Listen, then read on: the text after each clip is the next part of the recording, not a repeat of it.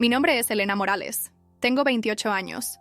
Y hasta hace 3 días trabajaba como asistente administrativa en Corporativo Santa María, una de las empresas más prestigiosas de la Ciudad de México. Pensé que tenía estabilidad laboral, un futuro prometedor, y sobre todo, pensé que mi jefe, Ricardo Santamaría, era un hombre justo y comprensivo. Qué equivocada estaba. Todo comenzó cuando descubrí que estaba embarazada. Habían pasado 2 meses desde que dejé de ver a mi periodo, pero entre el estrés del trabajo y los horarios extenuantes, no le presté mucha atención. Fue hasta que comencé a sentir náuseas matutinas constantes que decidí hacerme la prueba. 2 líneas rosadas cambiaron mi mundo para siempre. El padre es Miguel, mi novio de 3 años. Llevamos tiempo hablando de matrimonio, de formar una familia, pero siempre pensamos que sería más adelante, cuando estuviéramos más estables económicamente. Miguel trabaja como mecánico en un taller pequeño, y yo ganaba apenas lo suficiente para cubrir nuestros gastos básicos. Un bebé no estaba en nuestros planes inmediatos, pero cuando vi esas líneas en la prueba, sentí una mezcla de terror y felicidad que nunca había experimentado. Elena, tenemos que hablar, me dijo Miguel esa noche cuando le conté la noticia. Sus ojos brillaban de emoción mientras me abrazaba. Sé que no era el plan, pero podemos hacer que funcione. Te amo. Amo a nuestro bebé ya, y vamos a salir adelante juntos. Durante las siguientes semanas, mantuve mi embarazo en secreto en el trabajo. No porque me diera vergüenza, sino porque había escuchado rumores sobre cómo el señor Santamaría trataba a las empleadas embarazadas. Susana, de contabilidad, había sido reubicada a un puesto menos importante cuando anunció su embarazo el año pasado. María del departamento de ventas simplemente desapareció un día después de mencionar que estaba esperando gemelos. Intenté ocultarlo, pero las náuseas matutinas eran imposibles de disimular. Llegaba pálida algunas mañanas, había vomitado 2 veces en el baño de la oficina, y el cansancio era abrumador. Sabía que eventualmente tendría que decir la verdad, especialmente porque ya comenzaba a notarse un pequeño abultamiento en mi vientre. El señor Santamaría era un hombre imponente de 45 años, siempre impecablemente vestido, con una presencia que llenaba cualquier habitación. Su empresa familiar había crecido exponencialmente bajo su liderazgo, convirtiéndose en una corporación multimillonaria. Era respetado en el mundo de los negocios, pero también temido por su dureza y su aparente falta de compasión hacia los empleados que consideraba problemáticos. Elena, ven a mi oficina, me dijo un martes por la mañana, su voz cortante como siempre. Mi corazón se aceleró. ¿Habría notado algo? ¿Alguna de mis compañeras habría dicho algo? Caminé hacia su oficina con las piernas temblorosas. La decoración era ostentosa. Escritorio de caoba, cuadros caros en las paredes, una vista espectacular de la ciudad desde el piso 30. Todo gritaba poder y dinero. Siéntate, me ordenó sin levantar la vista de unos documentos. He notado que tu rendimiento ha disminuido últimamente. Llegas tarde, pareces distraída, y tu productividad no es la misma. Señor Santamaría, puedo explicar. No necesito explicaciones, me interrumpió, finalmente alzando la mirada. Sus ojos grises eran fríos como el acero. Lo que necesito son resultados. Esta empresa no es una caridad, Elena.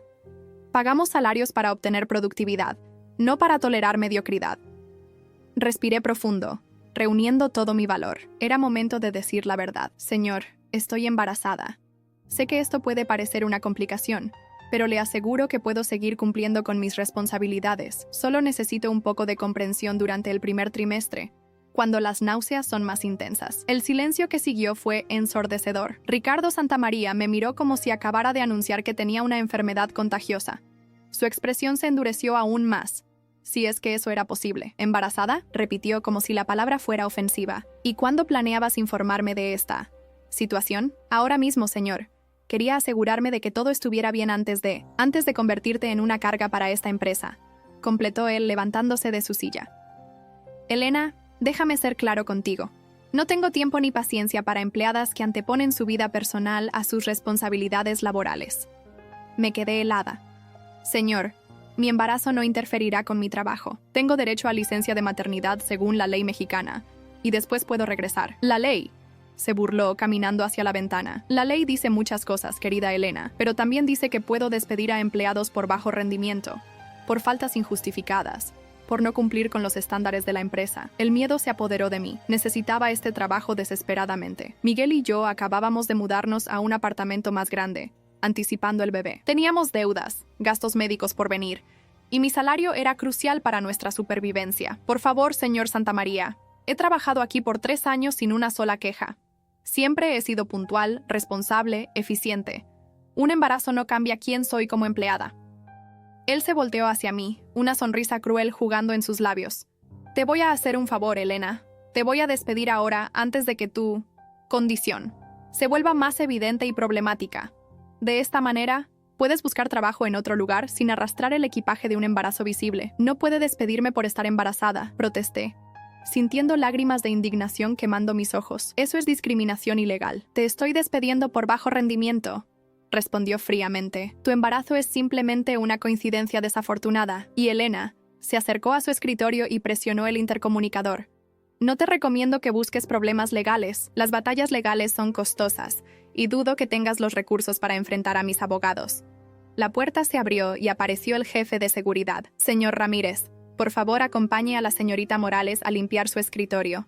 Su empleo ha sido terminado efectivamente inmediato. Las siguientes horas fueron una pesadilla borrosa. Empaqué mis pocas pertenencias personales, mientras mis compañeros me miraban con lástima y miedo. Algunos susurraron palabras de apoyo, pero nadie se atrevió a cuestionar abiertamente la decisión del señor Santamaría. Cuando llegué a casa esa tarde, Miguel inmediatamente notó mi estado. ¿Qué pasó, amor?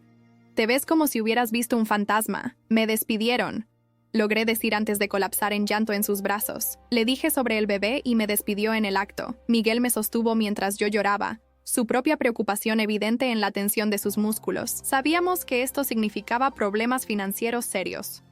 Su salario como mecánico apenas cubría la mitad de nuestros gastos mensuales. Esa noche, mientras yacía despierta mirando al techo, una determinación férrea comenzó a formarse en mi pecho. Ricardo Santamaría pensaba que podía pisotear a una mujer embarazada sin consecuencias. Pensaba que su poder y dinero lo protegían de cualquier repercusión. Pero había algo que él no sabía. Algo que yo apenas estaba comenzando a comprender. Algo que cambiaría todo. Los días que siguieron a mi despido fueron los más difíciles de mi vida. Miguel hacía todo lo posible por mantener el ánimo alto, trabajando horas extras en el taller y buscando trabajos adicionales los fines de semana. Yo pasaba las mañanas enviando currículums y las tardes llorando de frustración cuando ninguna empresa me devolvía las llamadas. No te preocupes, Elena, me decía Miguel cada noche, acariciando suavemente mi vientre que apenas comenzaba a crecer. Vamos a salir adelante. Nuestro bebé va a tener todo lo que necesite. Pero yo sabía que las matemáticas no cuadraban.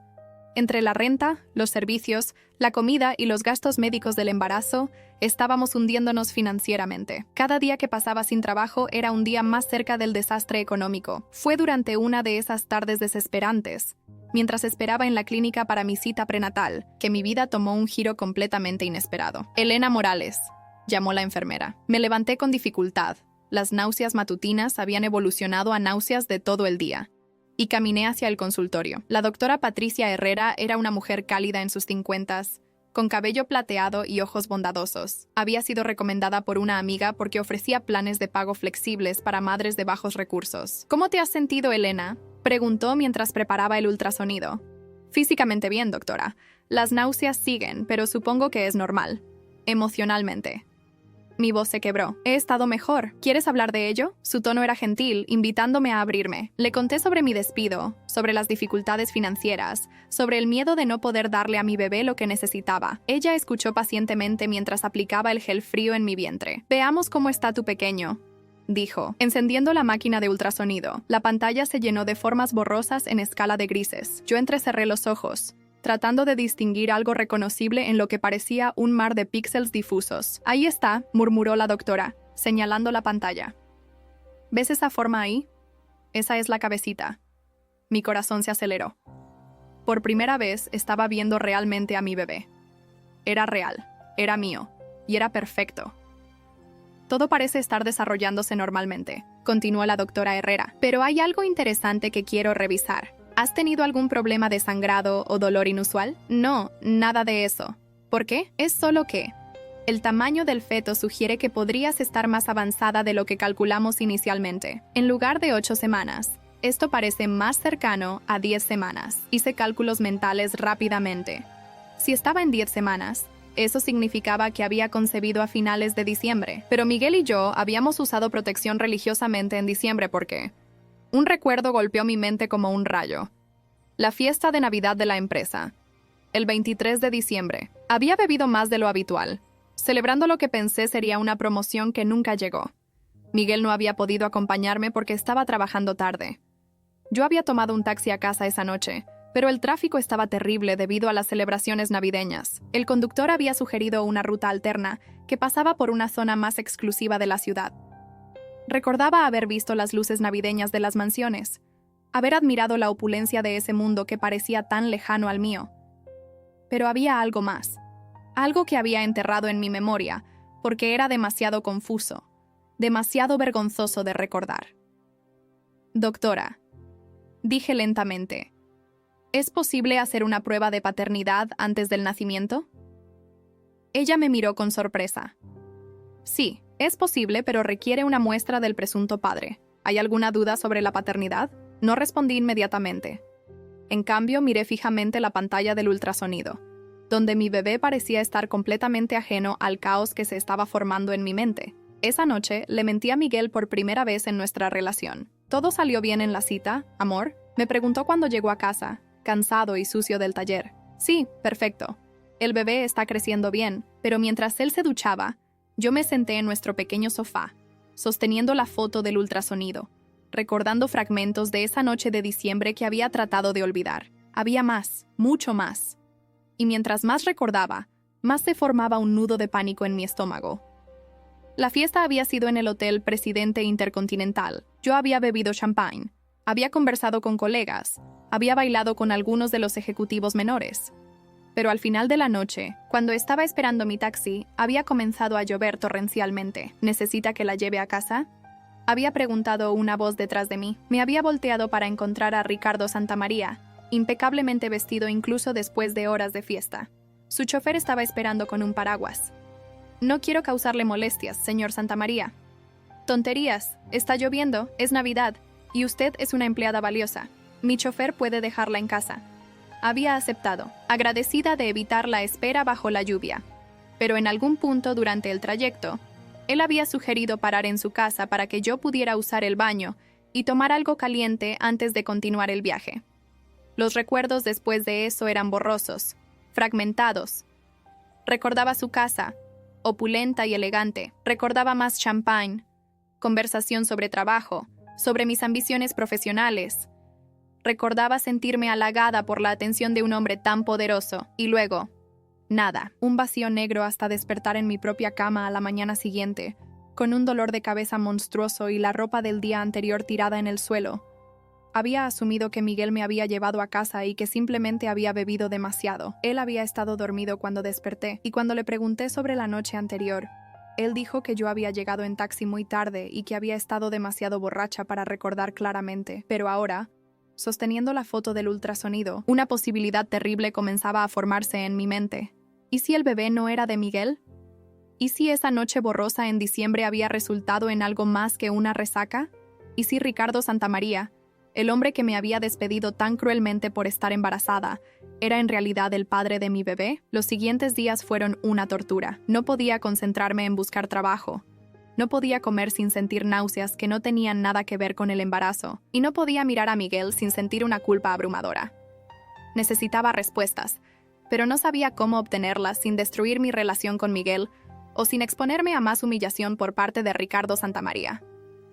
Fue entonces que recordé algo que mi amiga Carmen, que trabajaba en el departamento legal de otra empresa, me había dicho una vez. Elena, en el mundo corporativo, todos tienen secretos. La clave es saber cuáles secretos usar y cuándo usarlos. Decidí hacer algo que nunca pensé que sería capaz de hacer. Decidí investigar a Ricardo Santamaría. Comencé con búsquedas simples en Internet. Su perfil público era impresionante. Empresario exitoso, filántropo, líder comunitario. Pero mientras más profundizaba, más encontraba pequeñas inconsistencias, rumores susurrados, artículos de prensa que habían sido rápidamente retirados o corregidos. Una noche, mientras Miguel dormía, encontré algo que me heló la sangre. Un artículo archivado de 3 años atrás en un blog de chismes empresariales. El titular decía: Problemas en el paraíso, rumores de infidelidad rodean al magnate Ricardo Santamaría. El artículo había sido retirado después de solo unas horas en línea, Pero Internet nunca olvida completamente. Logré encontrar una versión en caché que detallaba acusaciones de múltiples empleadas sobre comportamiento inapropiado por parte de Santa María en fiestas corporativas. Las acusaciones habían sido rápidamente silenciadas. Las empleadas habían sido despedidas o transferidas, y el artículo había desaparecido. Pero estaba allí, en texto negro sobre fondo blanco, describiendo un patrón de comportamiento que me resultaba terriblemente familiar. Mi teléfono sonó, interrumpiendo mis pensamientos. Era un número que no reconocía. Elena Morales, la voz era femenina, nerviosa. Sí, soy yo. Mi nombre es Ana Ruiz. Trabajé para Corporativo Santa María hasta hace 2 años. Escuché que usted fue despedida recientemente. Mi corazón se aceleró. ¿Cómo obtuvo mi número? Tengo mis contactos. Elena, necesitamos hablar. Hay cosas sobre Ricardo Santamaría que usted necesita saber. Cosas que podrían ayudarla. ¿Qué tipo de cosas? No por teléfono. ¿Puede encontrarse conmigo mañana? Hay un café en la colonia Roma Norte. Se llama Blend Station. A las 2 de la tarde. Después de colgar, me quedé sentada en la oscuridad de mi sala, sintiendo como si estuviera parada al borde de un precipicio. Podía dar un paso atrás, olvidar todo esto, aceptar que mi vida había tomado un rumbo difícil pero manejable, o podía saltar hacia lo desconocido, hacia respuestas que podrían cambiar todo. Miré hacia el dormitorio donde Miguel dormía pacíficamente. Luego puse mi mano sobre mi vientre donde mi bebé crecía, ajeno a la tormenta que se gestaba a su alrededor. Mañana iría a ese café. Mañana comenzaría a buscar la verdad, sin importar cuán dolorosa o complicada resultara ser. Porque si había algo que mi despido me había enseñado, era que algunas batallas valían la pena pelear, especialmente cuando peleas por el futuro de tu hijo. El café Blend Station estaba ubicado en una esquina tranquila de la Roma Norte, uno de esos lugares modernos con paredes de ladrillo expuesto y plantas colgantes que atraían a jóvenes profesionales y artistas. Llegué 15 minutos antes de la hora acordada, mis nervios tensos como cuerdas de guitarra. Ana Ruiz era una mujer delgada de unos 35 años, con cabello corto y ojos que parecían haber visto demasiado. La reconocí inmediatamente cuando entró. Había trabajado en el Departamento de Recursos Humanos cuando yo comencé en la empresa. Elena, me saludó, tomando asiento frente a mí. Sus manos temblaban ligeramente mientras ordenaba un café. Gracias por venir. Ana, ¿qué es lo que quieres decirme? Ella miró alrededor nerviosamente antes de inclinarse hacia adelante. Primero, necesito que entiendas que esto es extremadamente peligroso para ambas. Ricardo Santamaría no es solo un empresario exitoso. Es un hombre que ha construido su imperio silenciando a las personas que se interponen en su camino. ¿De qué estás hablando? Escúchame bien. Su voz bajó a un susurro. Cuando trabajaba en recursos humanos, parte de mi trabajo era manejar las situaciones delicadas que involucraban al señor Santamaría. Empleadas que presentaban quejas, que amenazaban con ir a los medios, que tenían evidencia comprometedora. El café de repente sabía amargo en mi boca. ¿Qué tipo de evidencia? Fotos, videos, documentos. Elena, ¿recuerdas la fiesta de Navidad del año pasado? Mi sangre se congeló. ¿Cómo sabes sobre eso? Porque no fuiste la única. Ana sacó una tableta de su bolsa y me mostró una carpeta digital. Elena, necesitas ver esto. La pantalla mostraba una lista de nombres. Reconocí algunos, empleadas que habían trabajado en la empresa, y luego habían desaparecido misteriosamente. Junto a cada nombre había fechas y notas. María González, fiesta de verano 2019, dimisión voluntaria después de pago confidencial. Sofía Ramírez, celebración de fin de año 2020. Transferida a oficina de Guadalajara. Carmen Flores, fiesta de Navidad 2021. Despedida por bajo rendimiento. Y al final de la lista, mi propio nombre. Elena Morales, fiesta de Navidad 2022. Pendiente. ¿Pendiente de qué? Pregunté, mi voz apenas un susurro. De resolución. Elena, creo que usted está embarazada de Ricardo Santamaría. Las palabras golpearon como un puño al estómago. Aunque había estado sospechando lo mismo, escucharlo en voz alta lo hacía terriblemente real. ¿Cómo puedes estar tan segura? Ana deslizó el dedo por la pantalla, mostrando más archivos. Porque he visto este patrón antes. Fiestas corporativas, alcohol, empleadas jóvenes y vulnerables. Santamaría tiene una reputación, Elena. Y cuando las consecuencias se vuelven complicadas, él tiene formas de resolverlas. ¿Qué quieres decir con resolverlas? Despidos, transferencias, pagos confidenciales, amenazas legales. En casos extremos, se detuvo, mordiéndose el labio. María González no fue transferida voluntariamente a Guadalajara. Fue amenazada. Su hermana menor estudia con una beca que Santamaría financia. ¿Entiendes la implicación? Entendía perfectamente. Ricardo Santamaría usaba su poder y dinero para controlar a las mujeres que había lastimado, manteniéndolas silenciadas a través del miedo y la dependencia económica. Ana, ¿por qué me estás contando esto? ¿Qué ganas tú con ayudarme? Sus ojos se llenaron de lágrimas. Porque yo también fui una de esas mujeres, Elena. Hace 3 años, en la fiesta de inauguración de la nueva oficina, desperté en mi departamento sin recordar cómo había llegado allí, con mi ropa desgarrada y moretones que no podía explicar. Dios mío, Ana, cuando traté de presentar una denuncia, me ofrecieron un ascenso y un aumento salarial. Cuando eso no funcionó, comenzaron las amenazas. Mi hijo estaba por entrar a la universidad y misteriosamente todas sus solicitudes de beca fueron rechazadas. Hasta que acepté el dinero y firmé un acuerdo de confidencialidad. ¿Tienes pruebas? Tengo copias de todo. Contratos, documentos de acuerdos confidenciales, fotografías, incluso grabaciones de algunas conversaciones telefónicas amenazantes. Ana cerró la tableta. He estado recopilando evidencia durante 2 años, esperando el momento correcto para actuar. ¿Y por qué ahora? Porque usted está embarazada, Elena. Porque si ese bebé es hijo de Santamaría, entonces tenemos algo que él no puede controlar con dinero o amenazas. Tenemos ADN. La idea era aterradora y esperanzadora al mismo tiempo. Si podía probar que Ricardo Santamaría era el padre de mi bebé, tendría evidencia concreta de sus crímenes. Pero también significaría admitir que había sido violada, que mi relación con Miguel estaba construida sobre una mentira, y que mi hijo llevaría para siempre la marca de esa violencia. Elena, necesito que entiendas algo. Ana continuó. Si decidimos proceder con esto, no hay vuelta atrás. Santamaría luchará con todo lo que tiene.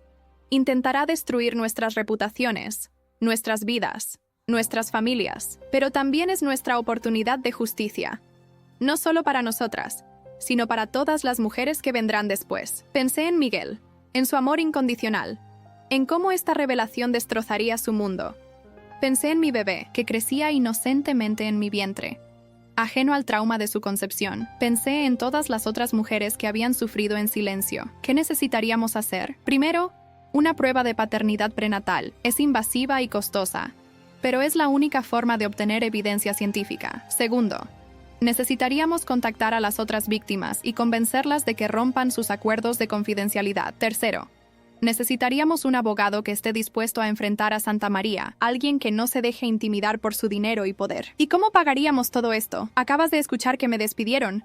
No tengo recursos para una batalla legal. Ana sonrió por primera vez desde que había comenzado nuestra conversación. Ahí es donde las cosas se ponen interesantes. ¿Has oído hablar de Alejandra Vázquez? El nombre me resultaba familiar. ¿La abogada feminista? ¿La que ganó ese caso grande contra el director de la televisora? La misma. Resulta que su hermana menor trabajaba para Santamaría hace 5 años. Adivina qué le pasó. El puzzle comenzaba a armarse. ¿Está dispuesta a tomar nuestro caso? Ya hablé con ella. Está dispuesta a trabajar pro bono si podemos demostrar que tenemos evidencia sólida. Y Elena, hay algo más que necesitas saber. Ana volvió a abrir su tableta y me mostró un archivo que casi me hace desmayar. Ricardo Santamaría está casado. Su esposa, Lucía Santamaría, no puede tener hijos debido a un problema médico. Pero aquí está lo interesante. Ella no sabe sobre las aventuras de su esposo. Es una mujer religiosa, conservadora, que dirige varias organizaciones benéficas para mujeres y niños. ¿Y si descubriera que su esposo no solo ha estado engañándola, sino que además ha estado violando empleadas y que tiene un hijo ilegítimo? Ana dejó la implicación colgando en el aire. Sería devastador para él. Terminé. Más que devastador. Sería el fin de todo lo que ha construido. Su reputación, su matrimonio, su empresa, todo. Esa noche regresé a casa con la mente spinning. Miguel me recibió con una sonrisa cansada pero genuina. ¿Cómo te fue en tus entrevistas hoy, amor? Otra mentira. Bien, hay algunas posibilidades interesantes. Mientras preparaba la cena, observé a Miguel. Era un hombre bueno, trabajador, que me amaba incondicionalmente. Estaba dispuesto a criar a un bebé que creía que era suyo, a sacrificarse por una familia que podría estar construida sobre una mentira terrible. ¿Tenía derecho a destruir su mundo para buscar justicia? ¿O tenía la obligación de hacerlo para proteger a otras mujeres? Esa noche, mientras Miguel dormía a mi lado, puse mi mano sobre mi vientre y sentí la primera patadita apenas perceptible de mi bebé. ¿Qué debo hacer, pequeño?, susurré en la oscuridad. La respuesta vino en forma de una notificación en mi teléfono, un mensaje de Ana con un enlace de noticias. Empleada de Corporativo Santamaría hospitalizada después de accidente en oficinas. Investigación en curso. El artículo era breve. Mencionaba que una joven empleada había sufrido una caída misteriosa en las escaleras de la empresa. Estaba en estado crítico. Reconocí el nombre inmediatamente. Paola Herrera, una becaria de 22 años que había comenzado a trabajar en la empresa justo después de mi despido. El mensaje de Ana llegó segundos después. Elena, necesitamos actuar rápido. Esto no fue un accidente. En ese momento, mi decisión se volvió cristalina. No se trataba solo de mí, o de mi bebé, o incluso de justicia personal. Se trataba de detener a un depredador antes de que lastimara a más mujeres inocentes. Al día siguiente, llamaría a la abogada Alejandra Vázquez. Comenzaría el proceso de la prueba de paternidad. Y le diría la verdad a Miguel, sin importar las consecuencias, porque algunas batallas son demasiado importantes para pelearlas sola, y algunas verdades son demasiado peligrosas para mantenerlas en secreto. La oficina de Alejandra Vázquez estaba ubicada en un edificio moderno de la colonia Condesa. A diferencia de los espacios ostentosos que había visto en Corporativo Santa María, este lugar irradiaba profesionalismo sin pretensiones.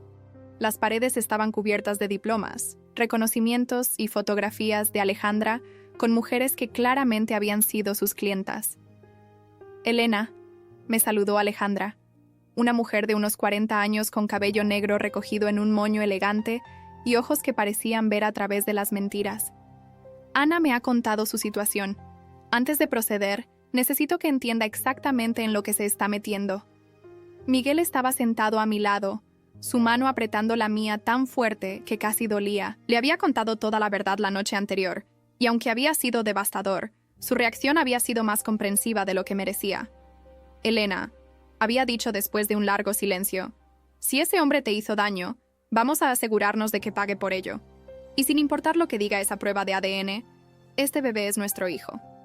Punto. Ahora, en la oficina de Alejandra, Miguel permanecía a mi lado como mi roca, mi ancla en medio de la tormenta que se avecinaba. Señora Vázquez, dije, estoy lista para hacer lo que sea necesario. Perfecto.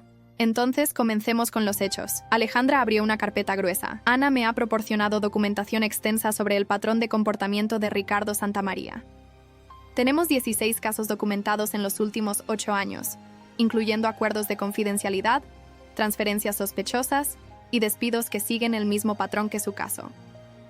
¿16? Mi voz se quebró. Pensé que eran solo algunas mujeres. Esas son solo las que Ana pudo documentar. Sospechamos que hay más. Alejandra me pasó algunos documentos. También tenemos algo nuevo. Paola Herrera, la joven que fue hospitalizada, despertó ayer. Está dispuesta a hablar. Miguel se inclinó hacia adelante. ¿Qué le pasó exactamente? Según su testimonio, el señor Santamaría la llamó a su oficina después de la fiesta de inauguración de la nueva sucursal. Cuando ella se negó a sus avances, él se puso violento. Durante la lucha, ella cayó por las escaleras, pero el reporte oficial dice que fue un accidente. Protesté. Por supuesto que sí. Santamaría controla a la seguridad del edificio, tiene contactos en la policía, y Paola estaba inconsciente durante 3 días. Pero ahora ella está despierta y furiosa. Alejandra nos mostró fotografías médicas que me revolvieron el estómago.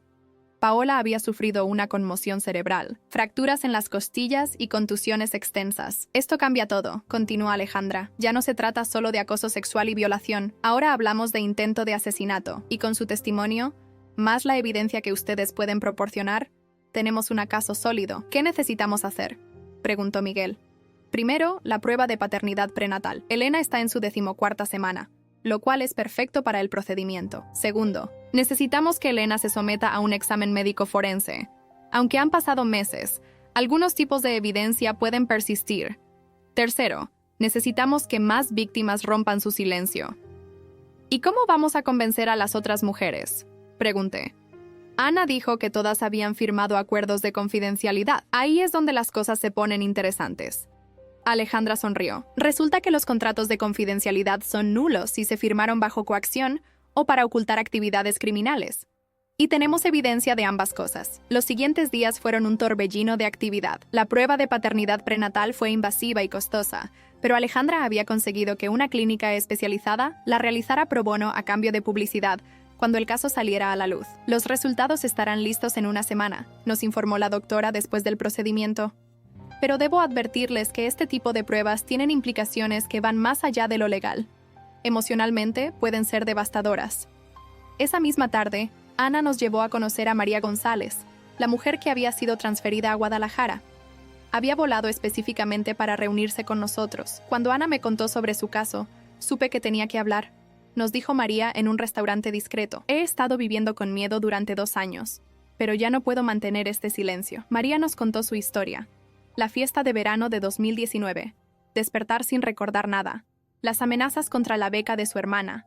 El acuerdo forzado de transferencia a Guadalajara, donde ganaba menos dinero pero mantenía el silencio. Lo peor, dijo con lágrimas en los ojos, es que mi hermana nunca supo por qué de repente me mudé. Pensó que la había abandonado cuando más me necesitaba. Una por una, Ana había contactado a las otras víctimas. No todas estaban dispuestas a hablar inicialmente, pero cuando se enteraron de lo que le había pasado a Paola, varias cambiaron de opinión. El momento decisivo llegó cuando Sofía Ramírez, una ingeniera brillante que había sido forzada a dejar su carrera después de ser atacada por Santamaría, se unió a nuestro grupo. Este hombre destruyó mi vida, declaró durante una reunión en la oficina de Alejandra. Perdí mi trabajo, mi reputación, mi confianza, pero ya no voy a permitir que siga lastimando a otras mujeres. Mientras tanto, los resultados de la prueba de paternidad llegaron un viernes por la mañana. Alejandra nos citó en su oficina a Miguel y a mí para revisar los resultados juntos. Elena, Miguel. Alejandra nos miró con seriedad. Los resultados son conclusivos. Ricardo Santamaría es el padre biológico del bebé, con una certeza del 97%. Miguel cerró los ojos y respiró profundo. Yo sentí como si el mundo se hubiera detenido. Una parte de mí había esperado que las pruebas demostraran que estaba equivocada, que el bebé era de Miguel después de todo. ¿Cómo te sientes?, me preguntó Miguel suavemente. Enojada, respondí honestamente. Enojada porque ese monstruo violó mi cuerpo, y ahora esa violación va a ser parte de mi hijo para siempre. Pero también aliviada, porque ahora tenemos la evidencia que necesitamos para detenerlo. Exactamente, asintió Alejandra. Con estos resultados ya no es su palabra contra la de él, es ciencia pura. Esa misma tarde recibí una llamada que me heló la sangre. Elena Morales, la voz era masculina, fría, calculada. Sí. ¿Quién habla? Alguien que quiere ayudarla a evitar cometer un error muy grande. Entendemos que ha estado hablando con ciertas personas sobre ciertas acusaciones infundadas. ¿Quién es usted? Digamos que represento los intereses del señor Santamaría. Él está dispuesto a ser muy generoso con usted, señorita Morales. 500,000 pesos por su silencio y un acuerdo de confidencialidad. Además, se asegurará de que encuentre un trabajo excelente en cualquier empresa que elija. No estoy interesada. Oh, creo que sí lo estará cuando considere las alternativas. La voz se volvió amenazante. ¿Sabía usted que Miguel Hernández tiene antecedentes criminales juveniles que podrían afectar su capacidad de obtener préstamos bancarios? ¿O que el taller donde trabaja está siendo investigado por evasión fiscal? Sería una lástima que esas investigaciones se intensificaran. Colgué el teléfono con manos temblorosas e inmediatamente llamé a Alejandra. Era de esperarse, me dijo cuando le conté sobre la llamada. Significa que estamos tocando nervios importantes. Elena, a partir de ahora no salga sola. No acepte bebidas de extraños. Y documente todo. Esa noche, Miguel y yo nos sentamos en nuestro pequeño departamento, planeando nuestro siguiente movimiento. Era extraño cómo el peligro nos había unido más que nunca. El hombre que había creído que sería el padre de mi bebé, ahora se había convertido en mi protector más feroz en la lucha por la justicia. Hay algo que no te he dicho, confesé a Miguel. Ana encontró información sobre la esposa de Santamaría. Lucía Santamaría dirige varias organizaciones benéficas para mujeres víctimas de violencia. La ironía es brutal, murmuró Miguel. ¿Crees que sabe algo sobre su esposo? Ana dice que no, pero tenemos una reunión con ella pasado mañana. ¿Cómo lograron eso? Alejandra conoce a alguien en una de las organizaciones de Lucía. Van a presentarnos como víctimas de violencia corporativa que buscan ayuda. El lunes por la mañana, Ana y yo llegamos a las oficinas de Mujeres Fuertes AC, la organización benéfica más prominente dirigida por Lucía Santamaría. El edificio era modesto pero bien mantenido, con carteles inspiradores sobre empoderamiento femenino y justicia social. Lucía Santamaría era una mujer elegante de unos 45 años, con cabello castaño perfectamente peinado y ojos bondadosos que irradiaban calidez genuina. Vestía un traje sastre azul marino y llevaba una cruz de oro delicada al cuello. Señoritas Morales y Ruiz. Nos saludó con una sonrisa genuina. Mi asistente me dijo que buscan apoyo para un caso de violencia en el lugar de trabajo. Por favor, siéntense y cuéntenme cómo puedo ayudarlas. Ana y yo intercambiamos miradas. Había algo profundamente perturbador en la sinceridad de esta mujer que dedicaba su vida a ayudar a víctimas de violencia, sin saber que estaba casada con un depredador serial. Señora Santamaría, comencé cuidadosamente. Trabajamos para una empresa donde el CEO tiene un patrón de comportamiento abusivo hacia empleadas jóvenes. Hemos documentado múltiples casos de acoso sexual y violación. El rostro de Lucía se endureció con indignación profesional. Eso es absolutamente inaceptable. ¿Han reportado estos crímenes a las autoridades? Hemos intentado, continuó Ana, pero este hombre tiene mucho poder, contactos en la policía, y ha estado silenciando a las víctimas con amenazas y pagos. Desafortunadamente, es un patrón que vemos con frecuencia, suspiró Lucía. Los hombres poderosos creen que pueden comprar el silencio y evitar las consecuencias de sus acciones. Pero ustedes han hecho lo correcto al buscar ayuda. ¿Qué tipo de apoyo necesitan específicamente? Asesoría legal principalmente, respondí. Y tal vez ayuda mediática cuando decidamos hacer público el caso. Por supuesto. Tengo contactos excelentes en ambas áreas. Lucía tomó notas cuidadosamente. ¿Pueden decirme el nombre de la empresa? A veces es útil investigar si hay otros casos no reportados. Ana y yo nos miramos. Este era el momento de la verdad. Corporativo Santa María, dije suavemente. La pluma se detuvo en la mano de Lucía. El color se drenó lentamente de su rostro mientras procesaba las implicaciones de mis palabras. ¿Perdón? Su voz era apenas un susurro. Corporativo Santa María, repetí. Su esposo, Ricardo Santa María, ha estado violando empleadas durante años. Tengo una prueba de paternidad que demuestra que él es el padre de mi bebé, concebido cuando me violó en la fiesta de Navidad de la empresa. Lucía dejó caer la pluma. Su cara se había vuelto completamente blanca, y pude ver sus manos temblando mientras trataba de procesar esta información devastadora. Eso es imposible, tartamudeó. Ricardo es. Él nunca. Nosotros hemos estado casados por 15 años. Señora Santa María. Ana se inclinó hacia adelante con gentileza. Tenemos documentación de 16 casos en los últimos 8 años. Acuerdos de confidencialidad, transferencias forzadas, despidos represivos. Su esposo es un depredador serial. Lucía se levantó abruptamente, caminando hacia la ventana. Durante varios minutos, el silencio llenó la oficina. Cuando finalmente se volteó hacia nosotras, había lágrimas corriendo por sus mejillas. Siempre supe que algo estaba mal, confesó con voz quebrada. Las llamadas tardías, las cenas de negocios que se extendían hasta muy tarde, la forma en que evitaba hablar de empleadas específicas, pero nunca pensé, nunca imaginé. Se detuvo, llevándose una mano a la boca. Señora Santa María, dije gentilmente, entendemos que esto es devastador para usted, pero necesitamos su ayuda para detenerlo antes de que lastime a más mujeres. ¿Qué necesitan de mí? Acceso a sus archivos personales, información sobre sus finanzas, cualquier evidencia de los pagos que ha estado haciendo para silenciar a las víctimas, explicó Ana. Lucía se sentó nuevamente, su compostura profesional completamente desmoronada. Tengo acceso a todo. Manejo las finanzas familiares. Reviso los estados de cuenta de la empresa. Dios mío, ¿cuántas veces he visto pagos extraños y simplemente los he ignorado? Señora Santa María. La voz de Ana era gentil pero urgente. Una joven empleada está en el hospital ahora mismo porque su esposo intentó matarla cuando ella se resistió. No podemos permitir que esto continúe. Lucía cerró los ojos, y cuando los abrió, había una determinación férrea en ellos que no había estado allí antes. ¿Qué necesitan que haga? Los siguientes 3 días fueron los más intensos de mi vida. Lucía Santa María se había convertido en nuestra aliada más poderosa e inesperada. Con acceso completo a las finanzas familiares y empresariales, había descubierto un patrón de pagos que confirmaba cada una de nuestras sospechas. «Miren esto», nos mostró Lucía en una reunión nocturna en la oficina de Alejandra, sus ojos enrojecidos por la falta de sueño y las lágrimas constantes. Pagos de 50,000, 100,000, 200,000 pesos a diferentes mujeres, siempre seguidos por acuerdos de confidencialidad elaborados por el bufete de abogados Martínez y Asociados. Alejandra revisó los documentos con ojos de águila. Esto es oro puro. Con esto, podemos demostrar un patrón sistemático de soborno para ocultar crímenes. Hay más, continuó Lucía, su voz temblando. Encontré correspondencia entre Ricardo y un investigador privado.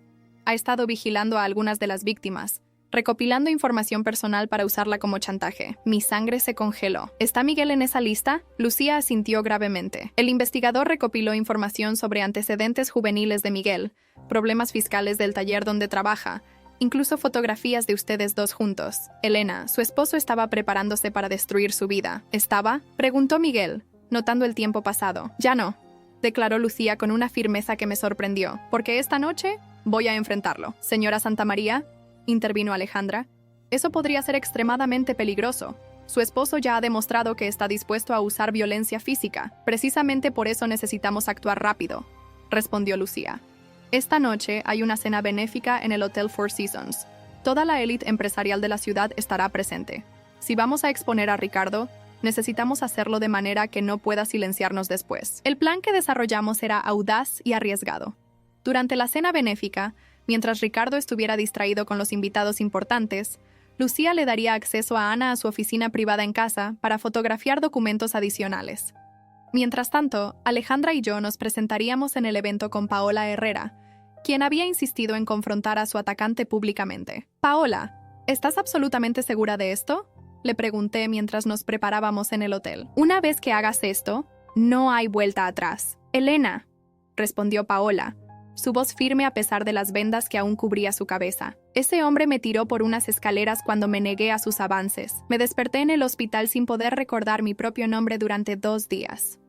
Sí, estoy segura. La cena benéfica era exactamente el tipo de evento elegante donde Ricardo Santamaría prosperaba. El salón de baile del Four Seasons estaba lleno de empresarios, políticos y socialites, todos vestidos en sus mejores galas, bebiendo champán y hablando de caridad mientras mostraban sus relojes de 100,000 pesos. Ahí está, murmuré a Alejandra, señalando hacia la mesa principal donde Ricardo estaba sentado junto a otros CEOs prominentes. Se veía completamente relajado, riéndose de algún chiste, sin saber que su mundo estaba a punto de colapsar. «Recuerda el plan», me susurró Alejandra. «Esperamos hasta que él esté dando su discurso. Será el momento perfecto». Como presidente del comité organizador, Ricardo se levantó para dar el discurso principal de la noche. Los asistentes guardaron silencio mientras él tomaba el micrófono, su voz llenando el elegante salón. «Estimados amigos, estamos aquí esta noche para apoyar una causa que es muy cercana a mi corazón: la protección de mujeres y niños vulnerables en nuestra comunidad». La ironía era tan grotesca que casi vomité. Este hombre, este depredador, estaba hablando de proteger a las mismas personas que él había estado victimizando durante años. Como esposos, padres y líderes empresariales, tenemos la responsabilidad de crear un mundo más seguro para nuestras hijas, nuestras esposas, nuestras empleadas. «Mentiroso», la voz de Paola cortó el aire como un cuchillo. Todo el salón se volteó hacia nosotras, mientras Paola se levantaba de nuestra mesa, las vendas en su cabeza claramente visibles bajo las luces del chandelier. «Tú no proteges a las mujeres», continuó Paola, su voz cargada de años de dolor reprimido. «Tú las violas y después intentas matarlas cuando se resisten». Un murmullo de shock corrió por el salón. Ricardo se había quedado paralizado en el podio, su rostro pasando del shock a la furia en segundos. «Señorita», dijo con voz controlada pero peligrosa, «claramente usted está confundida. Sugiero que se retire antes de que este malentendido se vuelva más embarazoso para todos los involucrados».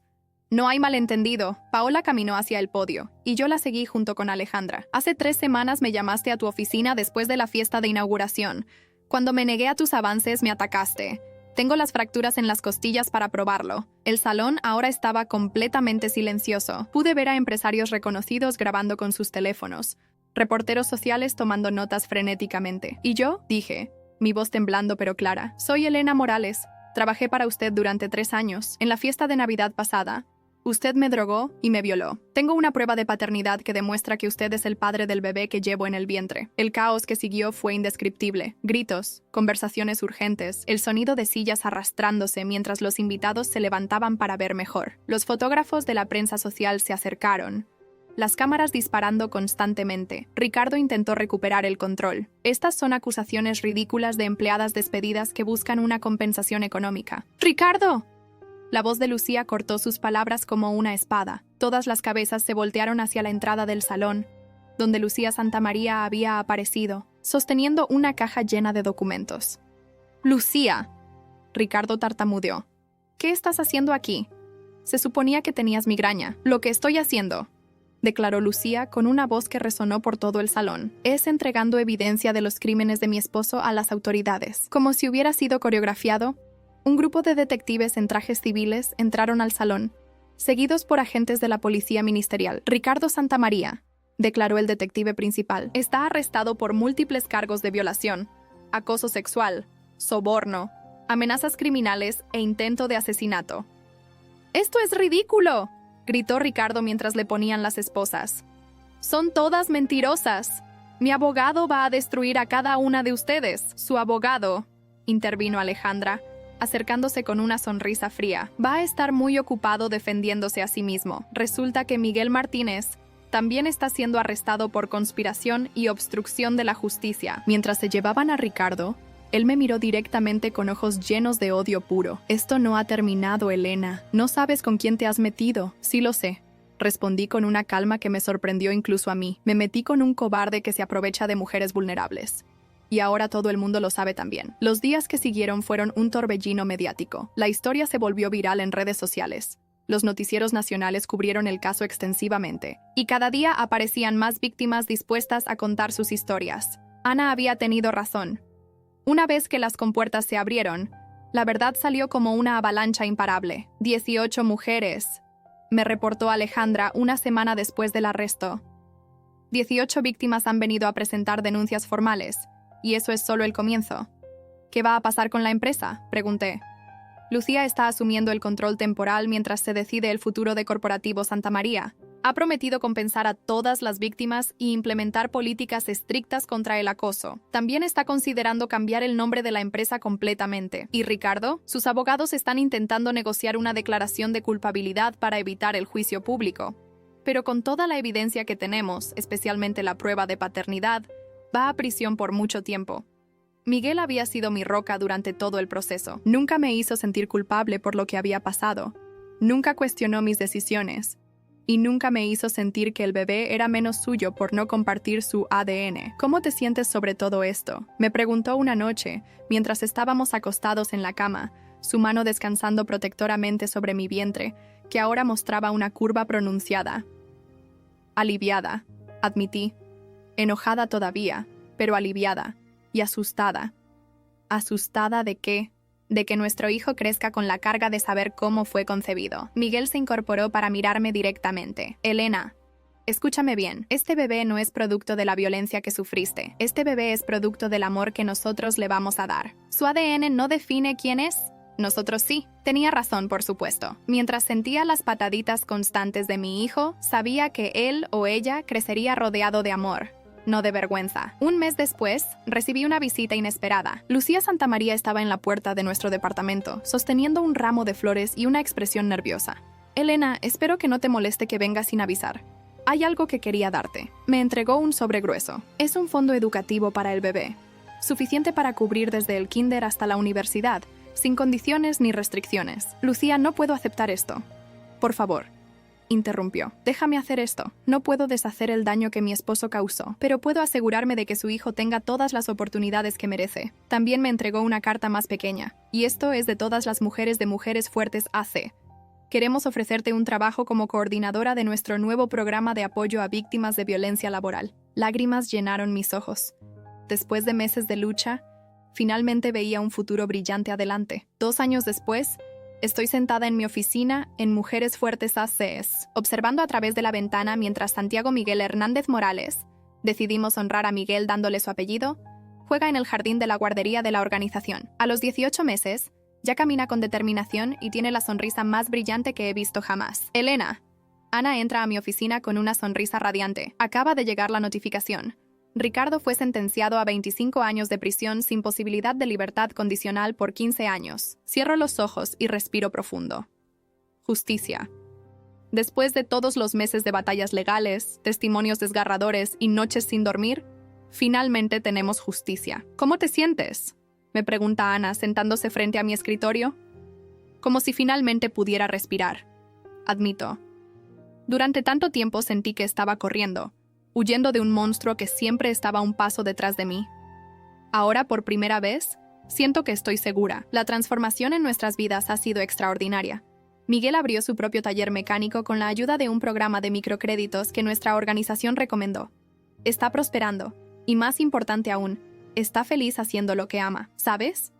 Continuó. Al principio pensé que mi vida se había arruinado cuando me despidieron. Pensé que era el final de todo. Pero ahora me doy cuenta de que era el comienzo. Mi trabajo en la organización ha sido profundamente satisfactorio. En los últimos 2 años, hemos ayudado a más de 200 mujeres que han enfrentado violencia en el lugar de trabajo. Algunas son casos de acoso sexual, otras de discriminación por embarazo, muchas de abuso psicológico por parte de jefes abusivos. Elena, Ana me mira con admiración. ¿Sabes que te has convertido en una especie de leyenda en la comunidad de derechos laborales? Las mujeres hablan de ti como la que se enfrentó al poderoso CEO y ganó. Me río. No me gusta pensar en ello de esa manera. No me enfrenté a él por ser valiente. Lo hice porque no tenía otra opción. Cuando estás respaldada contra la pared, especialmente cuando tienes un hijo por proteger, encuentras fuerzas que no sabías que tenías. La puerta se abre y Lucía entra, cargando a Santiago, que había escapado de la guardería para buscarme. Creo que alguien quiere a su mamá. Sonríe Lucía, entregándome a mi hijo. ¡Mamá! Santiago me abraza con sus bracitos rechonchos y mi corazón se derrite como siempre. Lucía se ha convertido en una figura materna inesperada para Santiago. Al principio me sentía incómoda con la idea de que la exesposa de su padre biológico estuviera tan involucrada en nuestras vidas, pero su amor genuino por mi hijo y su dedicación incansable a reparar el daño causado por Ricardo me ganaron completamente. ¿Cómo están los preparativos para la boda?, pregunta Lucía con una sonrisa traviesa. Simples, respondo, sintiendo las mejillas calentarse. Miguel y yo queremos algo pequeño, íntimo, solo familia y amigos cercanos. Miguel me propuso matrimonio en nuestro primer aniversario del arresto de Ricardo. No fue una propuesta grandiosa o dramática. Simplemente estábamos acostados en la cama una noche, Santiago durmiendo entre nosotros, y él me susurró: Elena, ¿quieres que seamos una familia oficialmente? Ya somos una familia, le había respondido. Entonces, ¿quieres que lo hagamos legal? Fue la propuesta más perfecta que podría haber imaginado. ¿Y qué vas a hacer con el apellido?, pregunta Ana. ¿Vas a mantener Morales?